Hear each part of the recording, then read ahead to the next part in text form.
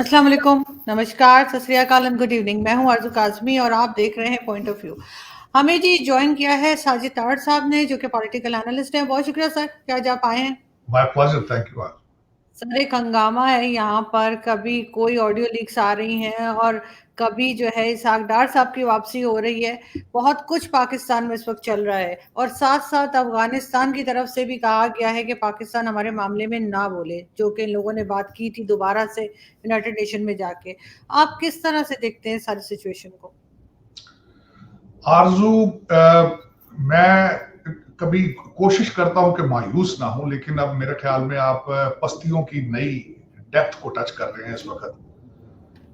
आज की जो रिसेंट खबर ये आई है कि उन्होंने जो जो बंदा वो जो ऑडियो लीक कर रहा है, उसने आज चैलेंज हमारी स्टैब्लिशमेंट को भी कर दिया है। उसने नंबर 13 की बात की, उसने नंबर 12 की बात की, और उसके बाद खान साहब का तो खैर उसने ये सारी दुनिया को, मुझे तो पहले ही पता था ये सारा ड्रामा है साइफर वाला। कौम को बेवकूफ बना रखा है, कौम की आंखें और कान बंद हो चुके हैं। लेकिन ये मेरा एक आरजू क्वेश्चन ये होगा, खासकर मैं पूछना चाहूंगा आपकी पूरी कौम से कि आप चाहते क्या है। आपका पॉपुलर तरीन आदमी आपके सामने खड़ा होकर मुसलसल बार बार कह रहा है कि मैं आपकी जिहाद की ट्रेनिंग कर रहा हूं। यू रियली वांट कि मेरा मत जिहाद? कभी आपने किसी ने पढ़ा है कि जिहाद जो है वो क्या चीज है, और एक मुसलमान के ऊपर जिहाद जो होता है वो कब वो उसके ऊपर फर्ज होता है? कभी नहीं, कभी उसकी डेफिनेशन पढ़ी है आपने? और दूसरा, इस वक्त अगर देखा जाए तो आप अलग अलग दुकानें बना के फिर रहे हैं, और वो दुकानों के अंदर कॉमन चीज क्या है? करप्शन का लूट मार है इस वक्त। और मैं उस जो वो बंदा है जिसने वो जो इंडी शेल जिसपे वो ट्वीट कर रहा है बार बार, जो आपका वो जो लीकेज कर रहा है, उसने कहा है कि जजेस की भी मेरे पास मौजूद है, सहाफियों की भी मेरे पास ऑडियो मौजूद है, और मैं सितंबर 30 को फ्राइडे वाले दिन उसको बंद कर दूंगा, और वो 8 जो उसके मेगाबाइट्स की उसकी वो 100 ऑलमोस्ट 100 घंटे के करीब उसका वो है, और उसको वो रिलीज करके तो छोड़ेगा। लेकिन आप इम्यून हो चुके हैं इस वक्त, आप फ्री फॉल में हैं, इम्यून हो चुके हैं। जब कौमें कर्जे मिलने के ऊपर खुशियां मनाएं और कौम की कोई डायरेक्शन ना हो, मैं यहां पे फिर दोबारा आज जावेद चौधरी साहब के एक आर्टिकल का मैं मिसाल देना चाहूंगा। उन्होंने अपने आर्टिकल में लिखा है कि मैं नवाज शरीफ से 4 घंटे के लिए मिला, मैं हर बड़े इदारे के हेड से मिला, मैं जुडिशरी से मिला, कारोबारी लोगों से मिला, मैं सियासतदानों से मिला, मैं एस्टेब्लिशमेंट से मिला। हर एक को कंसर्न है कि पाकिस्तान के साथ क्या हो रहा है, लेकिन किसी के पास हल मौजूद नहीं। किसी को यह नहीं पता है कि पाकिस्तान को बचाना कैसे है, पाकिस्तान को इसकी एक्सपोर्ट किस तरह बढ़ानी है, किसी को कोई नहीं पता। किसी को कोई नहीं पता करप्शन किस तरह रोकनी है। आपके ये साइफर का स्टेज शो चल रहा है, तो आईबी के डीजीआई आईबी को रिजाइन करना चाहिए। बल्कि एक जर्नलिस्ट ने तो अगले दिन यहां तक कहा है कि सारी की सारी आईबी को बंद करके जेल में डाल के इन्वेस्टिगेशन की जाए, क्योंकि उन्होंने 25 अरब रुपए के इक्विपमेंट खरीदे थे, दिन में 2 दफा प्राइम मिनिस्टर ऑफिस को स्कैन करने के लिए और उसकी गाड़ी को स्कैन करने के लिए। और अगर उसमें वो नाकाम है तो बाकी वो जो जर्नलिस्ट जिन्होंने कहा है कि आईबी के डिपार्टमेंट को बंद करके जेल में डाल के सॉलिटरी कन्फाइनमेंट में डाल के अलग अलग उनसे इन्वेस्टिगेशन करेंगे किस तरह हुए। लेकिन ये वहां होता है जहां कानून हो, वहां होता है जहां मुस्तकबिल हो, जिसकी फिक्र हो, जो वो वहां होता है जिनका कोई माजी हो। तो जो कौमें इस तरह चल रही हो कि वो जिस तरह, मेरा मकसद, मैं अब क्या मिसालें आपको दूं, आप जिहाद, आप तैयारी जिहाद की कर रहे हैं, तो फिर आप मैं इससे मजीद आपका फ्यूचर क्या बयान करूं। जो कौमें जिहाद की तैयारी 21वीं सदी में कर रही हैं, जिनकी तरबियत में शामिल ही नहीं तरक्की किस तरह करनी है।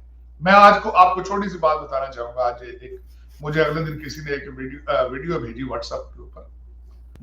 उसने कहा आज के दौर का वली अल्लाह वो है जो लोगों के लिए आसानियां पैदा कर रहा है। मकसद ये, लोगों की जानें बचाने के लिए जो साइंसदान आज रिसर्च कर रहे हैं, इस दौर के वली अल्लाह वो है।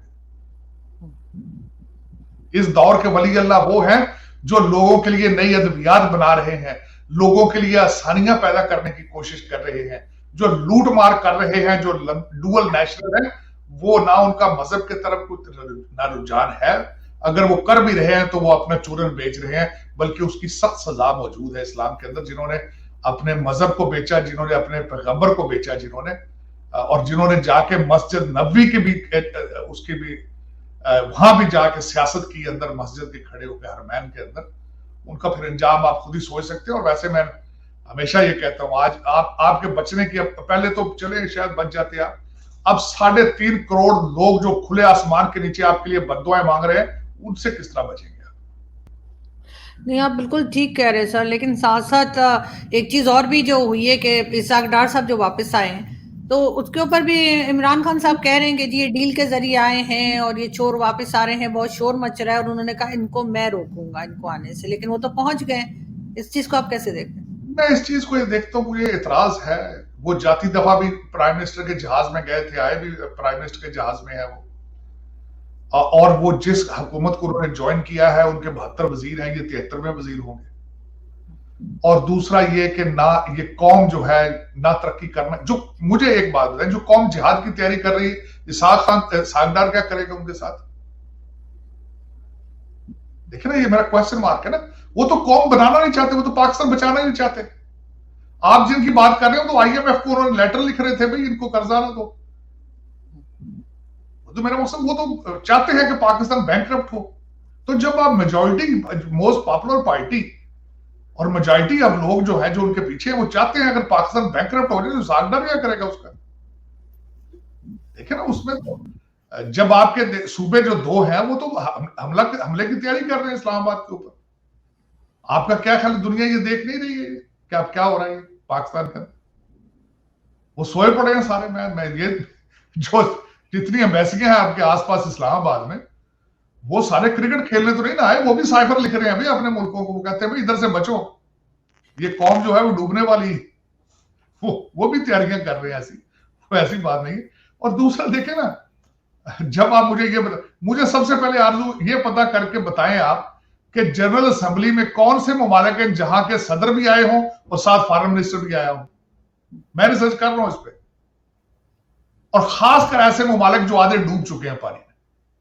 बिल्कुल। सदर और वजीर जो आपके फॉरेन मिनिस्टर को इकट्ठा आना चाहिए था, और अपने अलग अलग मिशन लेके वो एक वजीर आजम साहब बनने की तैयारी कर रहा है, दूसरा फोटो खिंचवा रहा है। वो कहता है देखो मैंने इमरान खान को कॉल नहीं जाती थी, मैं तो जफियां डाल रहा हूं। सेल्फ प्रमोशन, एक अपनी प्रमोशन कर रहा है, दूसरा अपनी प्रमोशन कर रहा है, एक जो है वो $25,000 महीने का दे रहा है। मेरा क्वेश्चन मार्क ये सारे अपने आप को प्रमोट कर रहे हैं, पाकिस्तान को कौन प्रमोट कर रहा है भाई? लेकिन ये कि वो कोई नहीं सोचेगा, क्योंकि 75 साल से किसी ने प्रमोट नहीं किया पाकिस्तान, और आज भी नहीं प्रमोट किया जा रहा, आगे भी नहीं करेंगे, क्योंकि ये डिटरमेंट हो चुका है कि अब आपका जो है मुस्तकबिल, उसको मैंने जावेद चौधरी साहब का आर्टिकल मैं समझता हूं सबको पढ़ना चाहिए। उन्होंने बड़ी डिटेल के साथ लिखा है। उन्होंने कहा है उस आर्टिकल में कि पाकिस्तानी इंटरेस्टेड ही नहीं है आगे जाने के लिए, पाकिस्तानी बहसीते कौम ही इंटरेस्टेड नहीं है कि तरक्की करे, ये वो इंटरेस्टेड ही नहीं है। इंटरेस्टेड होते तो देखे ना, वो जिस तरह पहले हमारे मजहब भी ये कहता है, जिस तरह की कौम होती है उस तरह के हुक्मरान बिठा दिए जाते हैं। तो जब हुक्मरानों को पता ही नहीं है कि पाकिस्तान के साथ क्या करना है, तो जाहिर है अवाम भी इंटरेस्टेड नहीं है, अवाम को भी नहीं पता। आपके हुक्मरान भी तो आप में से ही आए हैं ना, आप जज भी आप में से हैं, आपकी स्टैब्लिशमेंट भी आप में से है, फ्रेंच तो नहीं ना वो सारे, सियासतदान भी आप में से हैं। तो जिस तरह के आप खुद होंगे उसी तरह के सियासतदान होंगे, उसी तरह के जज होंगे, उसी तरह की आपकी स्टैब्लिशमेंट होगी। तो आपके पास तो ना हल है ना आप इंटरेस्टेड हैं। अब आपके ऊपर, और सबसे बड़ी बात यह मैं समझता हूं कि खुदा की जात भी आपसे नाराज है कि वो भी आपको, मेरा मकसद है वो, मेरा ख्याल वो भी, मैं क्या इस पे कहूँ, ये तो खैर, लेकिन I am so sorry to say कि as a nation you are failing yourself. कि सर साथ साथ जैसे आपने कहा सब लोग नाराज हैं, लेकिन साथ साथ अफगानिस्तान भी नाराज लग रहा है, और इन्होंने हालांकि जाके बड़ी जैसे हमेशा करते हैं अफगानिस्तान के लिए मदद मांगी और बहुत कुछ बातें की यूनाइटेड नेशन में, लेकिन वहां से भी यही कहा गया है कि आप हमारे लिए बात ना करें, अपनी फिक्र करें।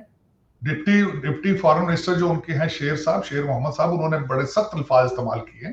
उन्होंने कहा है कि हमारे नाम पर भीख मांगना छोड़ दो, और हमारे पास रिटर्न प्रूफ, हमारे पास डॉक्यूमेंट मौजूद है कि ये हमारे ऊपर जो ड्रोन उड़ रहे हैं कहां से उड़ते हैं और कितने पैसे बनाए जा रहे हैं मिलियंस में। बड़ी खतरनाक स्टेटमेंट उनकी भी हो। खतरनाक स्टेटमेंट क्या होनी है। हमारे वजीर आजम साहब ने तो पूरी दुनिया के मसाइल खड़े जाके बताए ना यूनाइटेड नेशन जनरल असेंबली में, उसमें टीटीपी की बात की। टीटीपी तो स्वाद के आसपास फिर रही, तो मेरे उसमें तो कुछ शक ही नहीं है ना। वो तो मुसलसल हालते, उन्होंने तो अपने वो भत्ता मांगना शुरू कर दिया। स्वाद के एरिया से पर्चियां जा रही हैं टीटीपी की भत्ता मांगने के लिए, लेकिन वो आप इंटरेस्टेड ही नहीं ना इन चीजों में। आप सिर्फ लूट मार में और डीजे बट में इंटरेस्टेड है। आपका तो इस वक्त टोटल लीडर डीजे बट है। वो गाने चलाता है ऐसे ऐसे, और लड़कियां जाती हैं मेकअप करके, लड़के तैयार होकर जाते हैं, डांस करते हैं, भगड़े डालते हैं। That's what is going on. Sir Afghanistan ने तो एग्रीमेंट भी करना शुरू कर दिया, मैं ख्याल ऑलमोस्ट कर लिया है शायद, कि जिसमें रशिया से वो ऑयल भी लेंगे, गंदम भी लेंगे और गैस की भी बात की जा रही है। पाकिस्तान ने बात तो की थी, लेकिन आगे बढ़ते हुए तो हमें अफगानिस्तान वाले नजर आ रहे हैं। देखिए पाकिस्तान में मैंने जिस तरह आपको बताया है कि जब तक वो खान साहब दुनिया को दिखाने के लिए तो जलसों में बार बार कहते हैं कि उस कौम की हालत नहीं बदलती जब तक वो खुद बदलना चाहे, लेकिन बताएं भी तो सही ना कि किस तरह कौम चाहती है बदलने के लिए। लेकिन अफगानिस्तान वाले तो चलो जा रहे हैं हालात, लेकिन आप जाते हैं जहां से मांगते हैं, आप हर चीज या फ्री मांगते हैं या उधार पे मांगते हैं, तो कौन देगा आपको। आप भी रशिया से, आपने अभी प्राइम मिनिस्टर साहब ने आगे कहा बात हुई है हमारी तेल पे और गंदम पे, लेकिन आगे ये बात नहीं हुई कि उसकी पेमेंट किस तरह होगी। तो सर अफगानिस्तान कैसे करेगा पेमेंट? अफगानिस्तान देखें, अफगानिस्तान करेगा इस तरह पेमेंट कि वो अफगानिस्तान के एक तो नेबर है, दूसरा उनके सर्कमस्टांसेस उनको पता है कि वो कोई एड ही दे रहे होंगे, तो खरीदने की सलाहियत तो वो भी नहीं रखते। लेकिन वो तो नई नई अभी जान छूटी है अमेरिका के, और दूसरा वो अमेरिका के खिलाफ हमसे रिलेशनशिप बनाएंगे। लेकिन आप में लोग इंटरेस्टेड इसलिए नहीं है कि आप हमेशा डबल गेम खेलते हैं, और उनका बॉर्डर उनके साथ लगता है अफगानिस्तान का, उनके रिलेशनशिप है उनके साथ। और पहले जिस तरह अफगानिस्तान, कई अफगानी रशिया से पढ़ के आए हैं, उनके कई फॉरेन मिनिस्टर जो पुराने थे वो वहां से पढ़ के, उनके they have a special bonding and relationship with Russia. आपके नहीं है, उनके हैं। और दूसरा ये है कि उन्होंने प्रूव किया है दुनिया में कि they are not double game player, you are double game. आप दोनों तीनों पार्टियों से इकट्ठे पैसे ले लेते हैं, चाइना से भी ले लेते हैं, अमेरिका से भी ले लेते हैं, आप इधर उधर से भी ले लेते हैं। आप you are very famous. Osama bin Laden के बाद दुनिया ने आपके ऊपर दोबारा एतबार नहीं किया। ये और बात है, उसके बाद और कई लोग यहाँ से निकल आए। लेकिन सर साथ साथ ये भी है कि अब आप क्या देख रहे हैं कि जो एक के बाद एक ऑडियो लीक्स आती चली जा रही है, इससे क्या मजीद नुकसान हो सकता है, खासतौर पे पाकिस्तान को भी और इन पॉलिटिकल पार्टीज को भी, क्योंकि इमरान खान की भी आ चुकी है आज एक। नहीं, उसमें ये है, इमरान खान साहब की तो खैर नहीं, लेकिन आज मैं वो सारी उस पर भी बात हुई है। खान साहब ने बल्कि आज स्टेटमेंट भी दी है। पंजाब हाउस लाहौर में आज तरीन साहब जो है लोगों के सामने बोल रहे थे, वहां पे किसी जर्नलिस्ट ने उनसे क्वेश्चन किया है कि खान साहब आप इसके बारे में क्या कहेंगे, तो उन्होंने कहा मैंने तो अभी खेल शुरू ही नहीं किया, पता नहीं जब खेल शुरू करेंगे तो पाकिस्तान को उल्टा कर देंगे। पहले ही उल्टा हो चुका है मेरे ख्याल में पाकिस्तान, लेकिन अब उसमें मैं एक जो मेरी नजर में ये सारा कुछ चल रहा है, तो देखिए सबसे पहले इन्होंने साइफर को निकाल के पाकिस्तान का फॉरेन ऑफिस तबाह किया था। इस लीक के बाद आपका प्राइम मिनिस्टर हाउस भी तबाह हो चुका है। पहले आपके सफारतकारों से कोई बात नहीं करेगा, अब आपके प्राइम मिनिस्टर से भी कोई बात नहीं करेगा, क्योंकि आप अगर, और मेरा जो सबसे बड़ा बात, अगर आप प्राइम मिनिस्टर हाउस का एक कमरा सेफ नहीं कर सकते तो मुल्क को किस तरह सेफ करेंगे? ये बहुत बड़ा सवाल का निशान कि प्राइम मिनिस्टर का कमरा ही सेफ नहीं है, उसे गाड़ी सेफ नहीं है, और आप एटॉमिक पावर है। रोजाना आप कहते हैं we are the only Muslim atomic power. यार कैसी एटॉमिक पावर आपके पास? एक कमरा सेफ नहीं है आपका। कभी सोचा आपने कि आपसे लोग सर किसने किया होगा ये, सर आपके ख्याल से किसने भी किया है? होगा ये? मेरी इंफॉर्मेशन के हिसाब से आपके एजेंसी ने उसको पकड़ लिया जिसने भी किया। या तो सिर्फ ये अफवाह उन्होंने छोड़ी है कि हमने पकड़ लिया, या फिर हकीकत में पकड़ लिया। लेकिन पकड़ लिया तो ओपन पब्लिक में उसका ट्रायल करें ताकि लोग सेफ महसूस कर सके कि यू हैव कंक्लूडेड इट, और उसको एक सबक बनाए, उसको एक इबरत बनाए ताकि आंदा ना को करे। लेकिन होगा नहीं। उसकी वजह यह है कि बड़ी खूबसूरती के साथ 3 लफ्ज इस्तेमाल करते हैं आपके आजकल लोग। JIT बना दी गई है, बस वो JIT कागजों में बन जाती है ना, उसको कोई पूछता है। बेनजीर की भी JIT बनी, ज़ियाउल हक की भी बनी, फलां की भी बनी, इसकी भी बन जाएगी तो क्या है। लेकिन ये कि आप बहसीत जिंदा कौम, आप मुझे जिंदा नजर नहीं आते आप एज ए कौम, और आप कौम की डेफिनेशन में भी नहीं आते, क्योंकि आपके ना रेट ऑफ गवर्नमेंट है, ना आपकी बाउंड्रीज है, ना सॉवरेंटी है, और ना आपको सेल्फ रिस्पेक्ट है। शराफत और किरदार साजी आपने छोड़ दी है।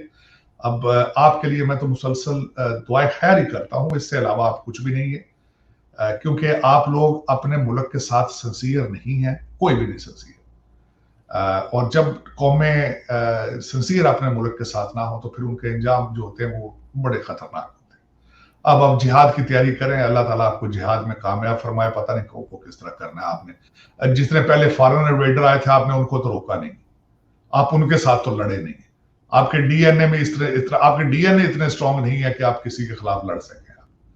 तो अब देखें, अब नए ड्रामे जो आजकल जिहाद की तैयारी आपने शुरू कर रखी है, मैं तो दुआई खैर ही करूंगा, लेकिन ये अच्छी तरबियत नहीं बच्चों को आप दे रहे। लंदन में जो देखा है आपने जो न्यूयॉर्क में देख रहे हैं आप, जनरल असेंबली के बाहर भी खड़े हैं आपके लौंडे रपाड़े। मरियम औरंगजेब को भी पड़ गई वहां पे वो औरतें, कितनी फारक है। और 10-10 साल की सजा सऊदी अरेबिया में हो चुकी है। तो ये आपका, और गवर्नमेंट कॉलेज में लाहौर में अब आप स्कॉलर नहीं पैदा करेंगे, वहां से यही पैदा होगा जो हुआ है यहाँ लंदन में, यही कुछ पैदा होगा। इलामा इकबाल की इंस्टीट्यूशन भी आपने उसको भी मैला करके रख दिया, उस पर भी गंद मल दिया आपने। उस पर सफाइयां हो रही हैं। हमारे कई एंकर कहते हैं जी इन सियासतदानों को जाना चाहिए, लेकिन सियासतदानों को एक पहले देख के भेजें कि वहां पे बात क्या करेंगे। एस्टेब्लिशमेंट को गालियां निकाली गई उस इंस्टीट्यूशन में। बिल्कुल, मैं कंडेम करता हूं। खान साहब ने वहां फिर साइफर की बात की, फिर उन्होंने आज खान साहब ने फिर चैलेंज किया ये कि नामालूम लोगों को पढ़ जाओ, तुम टाइम आ चुका है, पढ़ जाओ, मैं विकेट इनकी उड़ा दूंगा। और यार खुदा का खौफ करो। कल बलोचिस्तान में एक और हेलीकॉप्टर गिरा, 6 उसमें फौजी हमारे शहीद हुए जो मदद कर रहे थे। तुम तो बनी गाला के एयर कंडीशन कमरों में बैठे हो, वो फौजी मर रहे हैं पाकिस्तान के लिए आज नहीं। अच्छे होंगे बुरे होंगे जिस तरह भी होंगे, कौम के लिए हमेशा वही निकलते। जब आपकी स्टैब्लिशमेंट या फौज नहीं सेफ रहेगी, ये मुल्क आपका एग्जिस्ट ही करेगा, मैं आपको बता रहा हूँ। सर वैसे उस ऑडियो लीक में उन्होंने ये कहा है कि किसी का नाम नहीं लेंगे, हम जो है वो खेलते रहेंगे, हम क्या उसमें इस किस्म की बातें की हैं कि जिससे ये लग रहा है कि खान साहब खुल के नाम भी नहीं लेंगे आप एस्टेब्लिशमेंट का या किसी का, लेकिन पीछे भी नाम नहीं ले हटेंगे। रहे नाम, लोगों को सबको पता है, जिनका वो जहां वो मैसेज भेजते हैं लोगों को बताना चाहते हैं, लोग समझ जाते हैं। वो तो कहते हैं उन्होंने उनको कहा, तो यहां से भी पता चल जाता है किसकी बात कर रहे हैं। ये कौन सी ढकी छुपी बात। आज उन्होंने नया लफ्ज निकाल दिया, नामालूम लोगों को हम आगे से मारेंगे। कहते हैं जी हमारी तनख्वाह में पलते हैं नामालूम लोग, कि खुदा का नाम लो यार। वो आगे इस बुरे तरीके से, this is called the 5th generation war. जो खान साहब ने इस तरह एक्सट्रीम पे जा रहे हैं, 5th generation war against his own establishment. और सर ऐसी हालत में आखिरी पॉइंट मैं बताना चाहूंगा, ये ग्रीक उस रोमन सिविलाइजेशन के टाइम पर है। कहते हैं जब किसी कौम को तबाह करना हो, उसकी जो हिफाजत करने वाले हैं उनकी फौज, उनको उनके खिलाफ मुतनफर कर दिया जाए। कर दिया ना आज काम। ये रोमन सिविलाइजेशन में सबक देके गए थे, और किस खूबसूरती के साथ स्लोली ग्रेजुअली। लेकिन इसका कसूर नहीं है, जिस बाप ने बच्चे को ट्रेन किया कसूर उसी का है। लेकिन सर ऐसी हालत में जो पाकिस्तान की इन्होंने कर दी है, आपको लगता है कि कोई दूसरी जो कंपनी है यानी मल्टीनेशनल कंपनी कोई किसी कंट्री से आएगी? जैसे भारत में अभी एप्पल वाले जो है वो आईफोन 14 जो है उन्होंने कहा है कि जी अब इंडिया बनाएगा, इंडिया में मैन्युफैक्चर होगा। क्या पाकिस्तान में कभी कोई आएगा या हम ऐसे ही भीख मांगते रहेंगे सारी जिंदगी? आरजू देखें, मैंने आपके अर्ज किया था प्रोग्राम पे कि यहाँ पे कोई आएगा नहीं, जो पाकिस्तानी यहाँ है वो भी भाग रहे हैं। मुझे रोजाना डेली बेसिस पे 3-3 कॉलें आती हैं। बड़े बड़े स्ट्रॉन्ग जो खानदानी लोग बिजनेस में थे, जिनकी जद्दी पुश्ती लोग कंस्ट्रक्शन बिजनेस में थे, उस रोजाना पैसे लेके भाग रहे। रोज मुझसे पूछते हैं बताओ कनाडा जाएं या अमेरिका जाएं, कहां जाएं, ऑस्ट्रेलिया भागें। लोग इस तरह भाग रहे हैं। आप कहते हैं बाहर से लोग लेकर आएंगे। आरजू आप कैसे किसी ऐसे मुल्क में जाएंगे जहां 4 करोड़ लोग खुले छत के नीचे हो, और जो आपको एहसास ही ना होगा मुल्क के अंदर क्या हो रहा है। डॉलर 300 रुपए का हो, आप जाएंगे वहां पे, और अदालतें इंसाफ ना दे रही हो फिर, और उसके ऊपर रेट ऑफ गवर्नमेंट ना हो। पुलिस के रेट अलग हैं, थानों के रेट अलग है, अदालतों के रेट अलग। आप सब कहती हैं वहां मैन्युफैक्चरिंग होगी।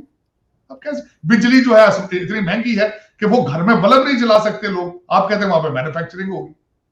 आप कैसी बातें कर रहे हैं? लोग तो जाते डर रहे हैं। आपकी एयरलाइन जो है टर्किश एयरलाइन ने तो लोकल करेंसी में डील करना छोड़ दिया, और बड़ी जल्दी आप देखेंगे अगर हालात इन्होंने कुछ ठीक ना किए तो एयरलाइनें बंद होंगी सबसे पहले।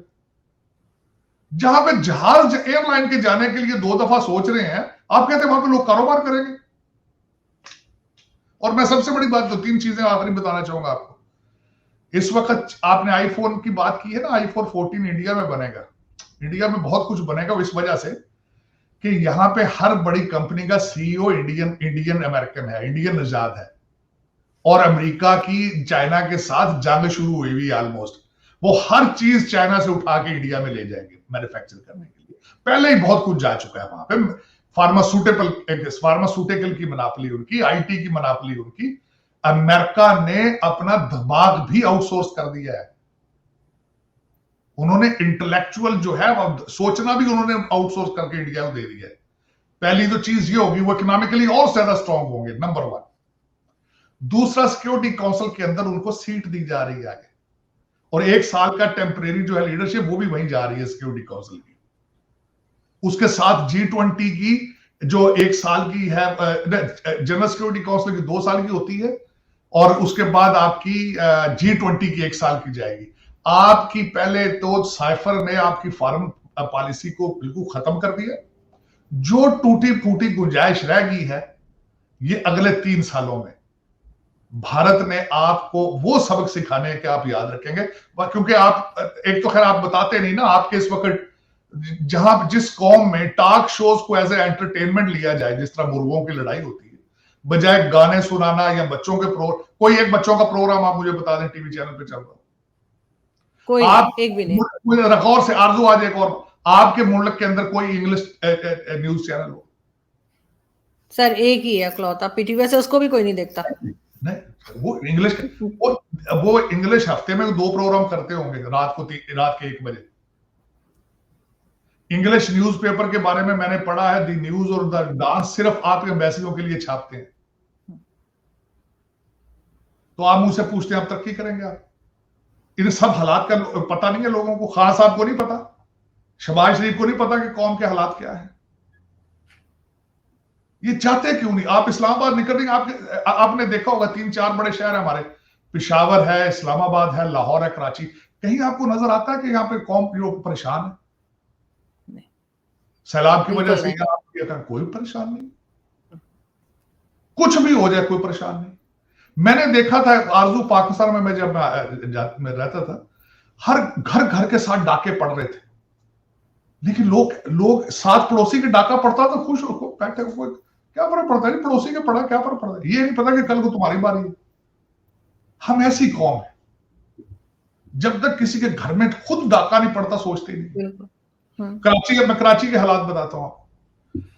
कौन सुकून से फिर रही है, जेब में 2-2 वॉलेट लेकर 2-2 आईफोन लेके फिर रहे हैं, कि एक जो पिस्तौल दिखा के रखाएगा, एक दे देंगे, दूसरा जेब में, खुश फिर रहे हैं, खुश। ये तो बहुत टाइम से है सर। मेरा पूरा खानदान जो कराची में रहता है 2-2 फोन इसीलिए लेके घूमते हैं कि एक डाकू को दे देंगे, एक रख लेंगे, बटवा रखा हुआ उसको वो भी दे दें, खुश। कहते बहुत खुश, कहते पाकिस्तान रहोगे, पाकिस्तान व्हाट। ये देखिए जरा कौम के सोचने की सलाहियत, सोच देखें जरा कि वो क्राइम को भी डाकों को भी अपनी डेली रूटीन को वो समझते हैं कि रूटीन में चल रहा है सारा कुछ। जैसे डाकू भी होशियार हो गए, उनको पता लग गया ये 2-2 लेके घूम रहे हो, दूसरा भी निकलवा लेते हैं। भाई तरक्की किस, मैं कहां से शुरू करूं, कहां खत्म करूं? आरजू आप कहां जा रहे हैं? मुझे नहीं समझ आता कि आपकी डायरेक्शन क्या है, कोई समझ नहीं आता। सर कोई डायरेक्शन हो तो पता लगे ना, कोई डायरेक्शन ही नहीं है। कौमों की जिनके माजी ना हो उनके फ्यूचर प्रोडिक्ट नहीं किए जा सकते। आपके 75 साल की स्टोरियां सुनाऊं तो आपका फ्यूचर जीरो, नाटा। और जो कुछ आज निकल रहा है, ये 75 साल की फसलें बीजी हुई थी आपने, अब वो निकल रही। लेकिन इससे कहीं ना कहीं बचने की कुछ होना चाहिए, क्योंकि सर वैसे तो डॉलर रेट भी जो है वो कम हुआ है, तो कुछ तो उम्मीद होनी चाहिए। नहीं, नीचे क्यों आया, उसके कई इफेक्ट, उसके पीछे चीजें हैं। पेट्रोलियम प्रोडक्ट नीचे जा रही हैं, प्राइस उनकी तकरीबन $75-80 पर बैरल आ चुका है। और कई इस तरह के इंडिकेटर्स हैं। इसका नथिंग टू डू विद आपने कौन सी कोशिश की है। आपका क्या ख्याल है, डॉलर जो है वो डार साहब से डर गया? ये तो नहीं हो सकता। डार साहब ये जरूर सोच रहे होंगे, उनका एक स्टेटमेंट कुछ इससे मिलता जुलता आया था कि मुझसे डर के हो गया है। मैं देख रहा हूँ, वो मैं देख रहा हूँ, लेकिन नहीं, वो तो कहते हैं कि जी पेट्रोल भी हमारे मुझसे डर के नीचे है, 16 रुपए और 9 रुपए डर के आएगा नीचे। लेकिन इंटरनेशनल मार्केट प्लेस में 80 70 75 का हो चुका है डॉलर, और कई इंडिकेटर्स हैं। लेकिन ये कि आपके कुछ संभलने की हालात नजर नहीं आ रहे आपके जो मैं कह रहा हूं, आपके ये सिर्फ प्राइम मिनिस्टर हाउस ही नहीं लीक हो रहा, पूरा पाकिस्तान लीक हो रहा है और किसी के माथे पे बल नहीं। आप सही कह रहे हैं, लेकिन जब तक कोई ऐसे नहीं सोचेंगे, लोग परेशान नहीं होंगे अपने मुल्क के लिए, जब तक यही हाल रहेगा। और इस बारे में जरूर सोचना चाहिए लोगों को, क्योंकि अगर हमारी कोई पहचान है तो वो हमारा मुल्क ही होता है। बाहर जाके तो जितना मर्जी आप बता दें, आखिर में निकलते तो वही पाकिस्तानी। और पासपोर्ट की भी आपने हालत देखी है कि कहाँ वो पहुंचा है, नीचे से तीसरे चौथे नंबर पे। बिल्कुल। और ये लगातार 3 साल से यही हाल है। आरजू, हम जो भी बातें करते हैं बैठकर, वो कोई नई बातें नहीं है। आपकी ब्यूरोक्रेसी, एस्टेब्लिशमेंट, अदलिया को हर एक चीज का पता है, हर एक चीज का पता है। बल्कि सबसे बड़ी बात बताता हूं, ये आपकी अदलिया, ब्यूरोक्रेसी, एस्टेब्लिशमेंट, आपको ये पता होगा कि इनको गवर्नमेंट अपने खर्चे में बाहर भेजकर पैसे देकर इनको बाहर से मास्टर डिग्रियां कराती है। ये बड़े सुपर इंटेलिजेंट लोग हैं, अपने बच्चों की डुअल नेशनैलिटियां बना लेते हैं, बड़े प्यार के साथ अपने मुल्क को लूट के तो रिटायर होकर अपने वापस इधर आ जाते हैं। देखिए, ये हर एक का ये प्लान यही है, हर एक का प्लान यही है। ये कोई आसान लोग नहीं है। ये आप ये कहें कि ये डम है, बेवकूफ है, नहीं, दे आर सुपर स्मार्ट है। मैं हमेशा ये कहता हूं, पाकिस्तान ने बहुत तरक्की की, पाकिस्तानियों ने, लेकिन पाकिस्तान के अंदर तरक्की नहीं की। इन्होंने दुबई, लंदन में, टोरंटो में इनके महल्लात देखे, 19 ग्रेड के अफसरों के महल्लात देखे तो आप कहेंगे वाह वाह भाई वाह, ये कितने। मैं तो कहता हूं कि अमेरिकनों को सही पता चल जाए, लोग हैं जो इनको मिनिस्टर बना रहे हैं अमेरिका के अंदर, लेकिन ये कि उनको बेचारों को पता नहीं चलता ना। इतनी सुपर इंटेलिजेंट कौम है कि अपने मुल्क को इस खूबसूरती के साथ लूट रहे हैं पिछले 75 साल से, कि वाह भाई वाह। आप बिल्कुल ठीक कह रहे हैं। वही जो कहते हैं ना, कोई गोली देनी हो, कोई जुगाड़ देना हो, तो पाकिस्तानियों से पूछ लें, वो हर तरकीब बता देते हैं ना। कभी ऐसी कौम देखी है जो पाकिस्तान से पैदल चल के ग्रीस पहुंच रही है, पैदल चल के टर्की पहुंच रहे हैं? देखी कभी आपने कौम ऐसी? पैदल चलते हैं, 6 बड़े आजमों को क्रॉस करके अमेरिका पहुंच जाते हैं मैक्सिको के जरिए। बताएं मुझे कौन। हिम्मत भी चाहिए ना सर, इसमें तो हिम्मत भी बड़ी चाहिए कि सोच के, सुन के अजीब लगता है कि ऐसा कैसे हो सकता है। और फिर उसके बाद यहां पहुंचते हैं और 5-10 साल में यहां भी कारोबार बना लेते हैं और पीछे भी कोठियां बना लेते हैं। बिल्कुल। कितने सुपर स्ट्रॉन्ग कौम है, लेकिन बेहतरी की तरफ नहीं जाना, नेगेटिविटी, पॉजिटिविटी नहीं। बिल्कुल यही बात है। शॉर्ट टर्म पे चल रहा है, लूटो, कहते हैं ना, अंडा देने वाली मुर्गी आज ही मार के खाओ इसको। और ये यही करते जा रहे हैं, इसी वजह से ये हाल है। पूरा मुल्क ही ऐसे, क्या किया। मुझे यार छोटी सी बात बताया, मैं आज आपसे क्वेश्चन करूं। मैं छोटा था तो हर एक बंदा कहता था कि मैं डॉक्टर बन के कौम की खिदमत करना चाहता हूं, क्योंकि पैसे बहुत थे उस वक्त मेडिसिन। अब हर बच्चा मुझे ये बताए, वो यही कहता है, जो कहता है मैं सीएसएस करके कौम की खिदमत करूंगा। मुझे कोई अट्रैक्शन बता दें सीएस अफसरी में, सिवाय रिश्वत के दूसरा काम हो। बस यही है, इससे ज्यादा तो कुछ नहीं है। आगे पीछे टाटा गाड़ियां घूम रही हैं और रिश्वत का बाजार गर्म है, बस यही। हाँ। शरीफ आदमी को लड़की का रिश्ता क्यों नहीं देता पाकिस्तान? तो फिर बेवकूफ समझते हैं हम तो शरीफ आदमी को, कहते हैं इनको तो खाना ही नहीं आता। कहते हैं बुज़दिल है, बुज़दिल है, कहते हैं ये ना खुद खाता ना हमें खाने देता। बिल्कुल। और खुश है कौम, उस पर खुश है। अगले दिन किसी ने कहा, अगले दिन मुझे किसी ने एक भेजा, उसने कहा पूरे मुल्क के अंदर 1 लीटर दूध खालस नहीं मिलता और यहाँ के मौलवी की तबलीग के लिए पूरी दुनिया में जाके सबको मुसलमान करना चाहते हैं। ये मुझे व्हाट्सएप भेजे, अपने मुल्क के अंदर 1 लीटर दूध खालस नहीं मिलता। तारक जमील साहब समझते हैं कि मैंने इस्लाम को जेब में रखा हुआ। तो बस मैं फिर इस पे, हमारे जैसे लोग जो है जख्मी हैं, जिनको आपने महाजर करके भेज दिया है, हम यहाँ दूसरे मुल्कों की तरक्की का बायस बन रहे हैं, लेकिन दुख यह है कि अपना वतन ही कोई नहीं। नहीं सर, बिल्कुल आप ठीक कह रहे हैं और आपकी बात सुन के मैं ख्वाहिश करती हूँ कि काश कोई ये बात सुने हमारे जो पॉलिसी मेकर्स हैं और कुछ तो उनको शर्म आए और कुछ तो वो सोचें पाकिस्तान के आरज़ू, लिए। मैंने अमेरिका में आके दोबारा हिस्ट्री पढ़ी है जो पाकिस्तान की हिस्ट्री से बहुत ज्यादा दर्दनाक थी, क्योंकि आपकी हिस्ट्री जो है सारी आप वन साइडेड है। आपकी हिस्ट्री पाकिस्तान में जो पढ़ाई जाती है, आपके सारे हीरो पठान है, आपके सारे हीरो अरबी हैं, आपका कोई लोकल हीरो नहीं है। मैंने यहां आके ढूंढे हैं कि असली हीरो पाकिस्तान के कौन थे। बिल्कुल। आपकी सारी हिस्ट्री आपको गलत पढ़ाई जाती है, और आपका, मेरा मकसद एक ऐसा माइंड सेट बना दिया आपका लोगों ने, क्या पढ़ना है तो क्या करना है, मैं उस पर क्या कहूँ। लेकिन ये कि दुख है, अफसोस है कि पाकिस्तान की डायरेक्शन कोई नहीं, ये दुख है, सख्त दुख है। बिल्कुल सर, लेकिन फिर भी हम दुआ करते हैं कि कहीं से कुछ तो बेहतरी की सूरत नजर आए। अल्लाह ताला बेहतर करेगा। लेकिन आरज़ू मुझे कभी बताए ना कि फला इंस्टीट्यूशन, फला मर्द मोमन एक उठेगा, भाई हाँ एक मर्द मोमन बैठा हुआ है, वो आएगा यार, हो सकता है पाकिस्तान में चाले। बताएं भी तो सही ना, मैं तो खुद सुनना चाहता हूँ। मैंने तो अगले दिन ट्वीट की, मैं कह रहा मैं थक गया हूं, मेरे मेरे पाकिस्तान से कभी आज तक कोई अच्छी खबर नहीं आई। बताए ना मुझे कोई अच्छी खबर। मेरे तो कान इंतजार कर रहे हैं इस चीज को कि पाकिस्तान से कोई अच्छी खबर आए। एक मर्द उठे, वो कह दीजिए आए मेरे साथ, मेरा मेरा कैरेक्टर देखें, किरदार देखें, मैं पैदा ही पाकिस्तान को बचाने के लिए हुआ था। कोई ऐसा आए ना मर्द मोहम्मद, कहां से आएगा वो?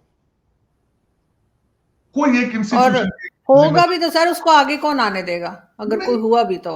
नहीं देखे ना, कोई वो ख्वाहिश तो करे ना, वो ख्वाहिश भी नहीं करता। हम्म, चल इस पे क्या हो सकता है? कोई इंस्टीट्यूशन एक फला बता दे कि जी एक इंस्टीट्यूशन ने बहुत तरक्की कर ली है, उस पर हमें बहुत उम्मीद है, वो पाकिस्तान बचाएगा। कोई एक चीज बिल्कुल। मुझे मुझे कोई तो कोई आस दें, चाहे झूठी हो, कोई आस तो दें। लेकिन अब तो आस भी नहीं बची, उम्मीद ही कोई नहीं बची। अब तो आरज़ू जो हालात चल रहे हैं आपके, जब प्राइम मिनिस्टर के कमरे भी सेफ वहां पे, इससे आगे कहां जाएगा? और अब आपके फौजियों के, अब स्टैब्लिशमेंट के निकलने लगे। उस बंदे ने कह दिया, उसने कहा नंबर 13, नंबर 12, नंबर यो सारे निकाल लिया नंबर उसने, और स्टैब्लिशमेंट के निकालने लगा। अल्लाह ना करे कि उसके भी कुछ चीजें इस तरह की वो हो, लेकिन उसके बाद फिर हमारे मोराल किधर जाएंगे? हम कहां जाएंगे उसके बाद? बिल्कुल। और आप देख ही रहे, कोई पहले ही कोई इज्जत नहीं कर रहा, दुनिया में और ज्यादा बदनाम होते जा रहे बहुत हैं। ज्यादा। पहले आप बताया ना कि खान साहब ने फॉरेन मिनिस्ट्री तबाह की थी। ये आज का इन्होंने जो, अब जो साइफर अब निकली है जो वीडियो, उसके साथ प्राइम मिनिस्टर, बल्कि हमारे शहबाज शरीफ साहब ने प्रेस कॉन्फ्रेंस में खुद कहा कि अब मेरे साथ बात कौन करेगा। बिल्कुल सही कहा उन्होंने कि प्राइम मिनिस्टर ऑफिस में जाके कौन इनसे बात करेगा, जब पता हो कि पता नहीं कहां पे कौन सा स्पीकर लगा हुआ है, कौन सा माइक्रोफोन लगा हुआ है। नहीं, आप बिल्कुल ठीक कह रहे हैं, लेकिन फिर भी मैं तो हमेशा यही दुआ करती हूँ कि कोई सूरत निकल आए जिससे कि पाकिस्तान को थोड़ा सा संभाला जा सके। बहुत शुक्रिया सर कि आपने आज ज्वाइन किया। थैंक यू थैंक यू आजू। So much. Thank you sir.